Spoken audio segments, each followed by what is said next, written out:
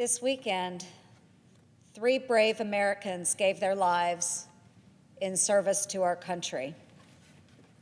My heart goes out to the families of Sergeant William Jerome Rivers, Specialist Kennedy Sanders, and Specialist Breonna Moffett, who were serving in the Army Reserve 718th Engineer Company, the same company I served in nearly 30 years ago as a platoon leader. I know the bravery of men and women who put themselves in harm's way. And my prayers are with their colleagues who are suffering from their injuries. Our service members continue to be on the front lines of Iran-backed attacks. Earlier this month, 2 Navy SEALs went missing in action while interdicting lethal aid that Iran was resupplying to the Houthis. Navy Special Warfare Operator First Class Christopher Chambers and Navy Special Warfare Operator Second Class Nathan Ingram made the ultimate sacrifice working to prevent more Iranian-backed terror. Iran's proxies who continue to attack our troops must know how seriously the United States takes American lives. Every American life is precious. Our adversaries need to understand that a single American loss is one too many, and that they will pay dearly for spilling the blood of those who wear the uniform. I've said it before and I'll say it again. American weakness on the world stage emboldens our adversaries and puts U.S. citizens at risk. Right now, today, 6 Americans continue to be held hostage by Iran-backed Hamas.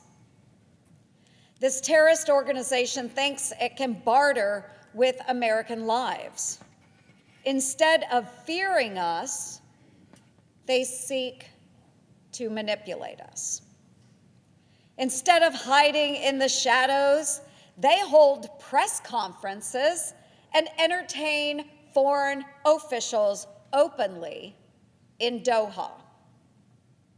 For over 100 days, Hamas has held 6 of our citizens and has not paid a price.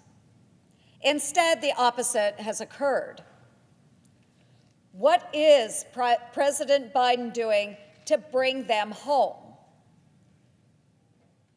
Doubling down on the appeasement strategy. By refusing to enforce existing sanctions on Iran's illicit oil sales, President Biden has fueled and funded Tehran's terrorist proxies and greenlit terrorism. For years, President Biden lined the coffers of the world's leading state sponsor of terrorism through his appeasement strategy, culminating in the October 7th assault on Israel. Every day since these Iranian-backed attacks on Israel, we have seen the world erupt into chaos, and American lives have been in constant danger. Still, the Biden administration fears escalation more than anything else. What's the result? They are letting Tehran's terrorists off the hook for their illicit actions and attacks on American lives. October 7th was not only a physical attack on Israel, but also one of the largest losses of American lives from terrorism since 9/11. There were 32 unforgettable deaths. Make no mistake, this chaos is exactly what Iran wants. It pays for it and it plans for it. When I was in the region during the attacks, Many leaders shared their concerns with me that Iran would capitalize on the chaos by using proxies to escalate the conflict.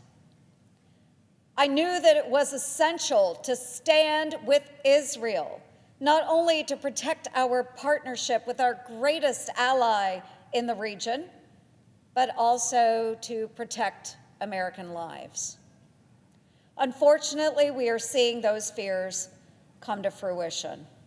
Since October 7th, Iran-backed proxies have ramped up their aggression with over 160 attacks on our service members.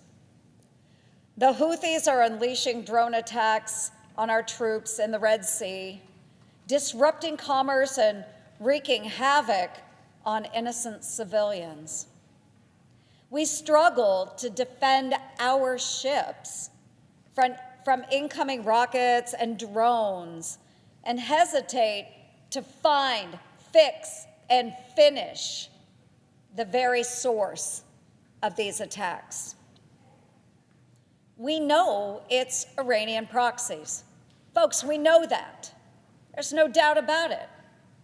We know they are trained by the IRGC. It is time to strike the source of the problem. Why? Because American lives continue to be on the line every single day. Self-defense is not escalation.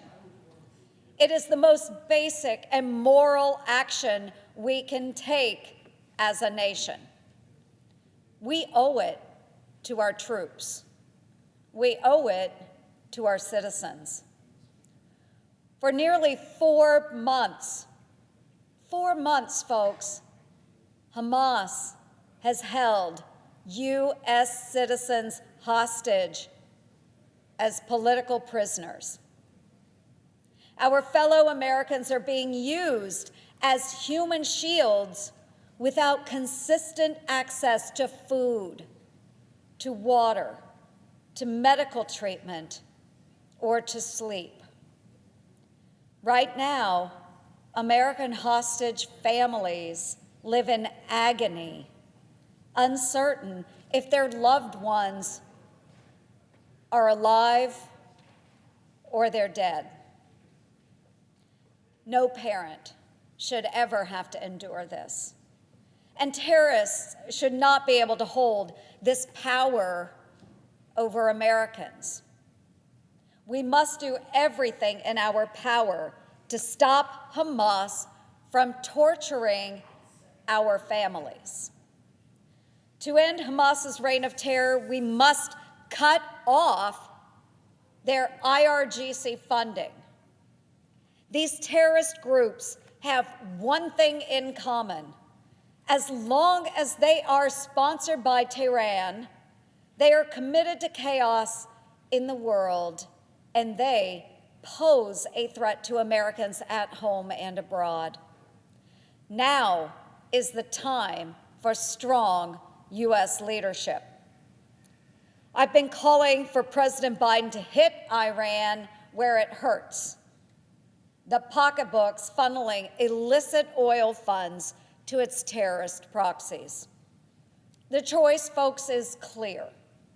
To stand with Israel, we must target Iran's terrorist arm and end its ability to target Americans so we can bring American hostages home safely and quickly. Folks, every second counts.